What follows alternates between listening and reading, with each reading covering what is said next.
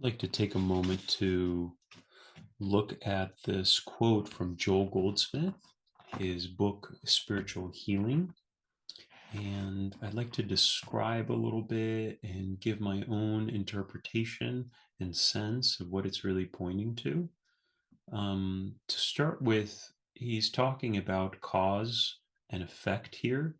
When he uses the word cause, he's really pointing to our true nature, to source, to spirit, God, if you will. And effect is really the external picture. So everything that we're seeing out here, all the different forms, the shapes, our lives, the world, our thoughts, our feelings. Um, so here it is. This realization of oneness is our assurance of completeness and perfection, and it acts to break the human ties of dependence on person, place, or thing. In one experience after another, we transfer our allegiance or faith from effect back to cause. We break our dependency on man whose breath is in his nostrils. With every appearance of discord, we lift our thought immediately in meditation. And this is the sort of inspired quotation for meditation.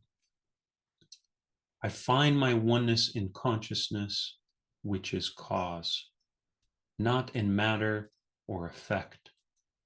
I look to cause for my peace, my wholeness, my satisfaction, and my joy. And these become manifest in tangible form.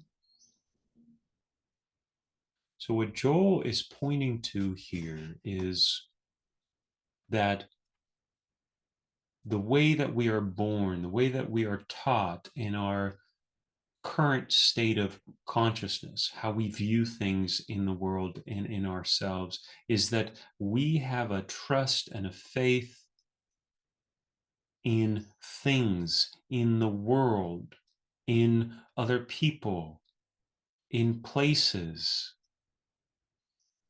in thoughts, in feelings. And that trust in these things will inevitably lead to suffering, because all of form changes, all of form continues to transform. And he's guiding us back into consciousness, back into our nature, back into this presence that is the presence and the substance of everything. So it's saying that prior to how we perceive the forms, how we see the forms, what they seem to be to us, what they are, there's actually the substance of it, the essential substance of every form that we see is this source, is this cause, is this consciousness. And he's drawing us, he's calling us to take up residence in this field that we are, in this consciousness that we are, in this spirit that we are. To let go of all the things that we see and everything we think we know about them, and all of the beliefs and the trust that and our faith that we've put into things. And it's saying, come right back to source, to cause. Give it all up, all your ideas, and come back here. Come back to your center.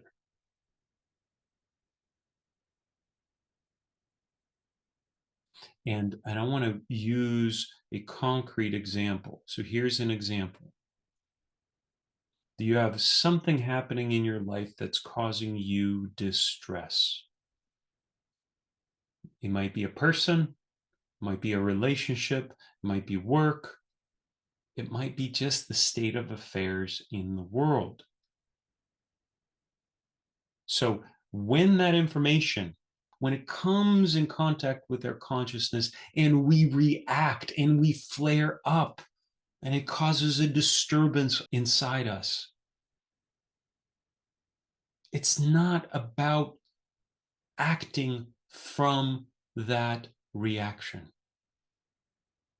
That what we're really being called to is to take that information, to take that flare up, that reaction in our bodies, and to slow it down,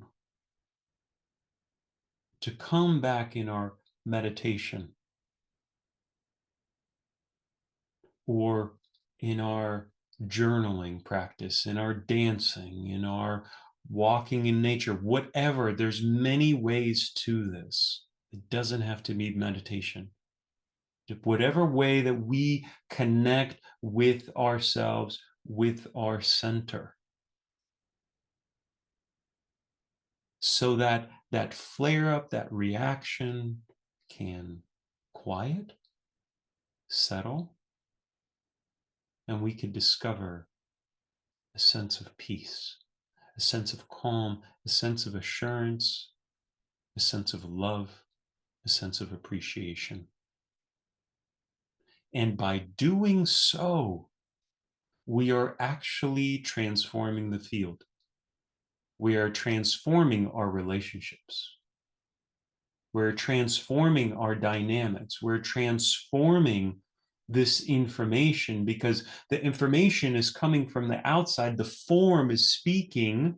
The effect is speaking to us, and it's affecting, it's causing an effect. But as we bring ourselves to the cause, to source, to spirit, to consciousness, and we settle there and we recall our oneness, our unity with all things, which means that everything is made up of the same stuff, and we can be aware of this. We can be aware of our spirit, our spiritual nature, and that everything is that.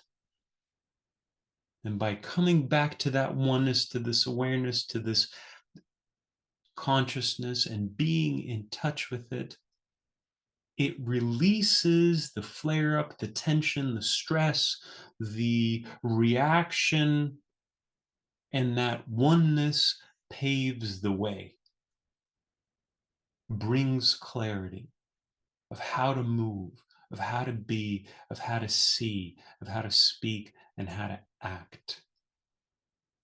And I'm telling you, it really is a principle of healing.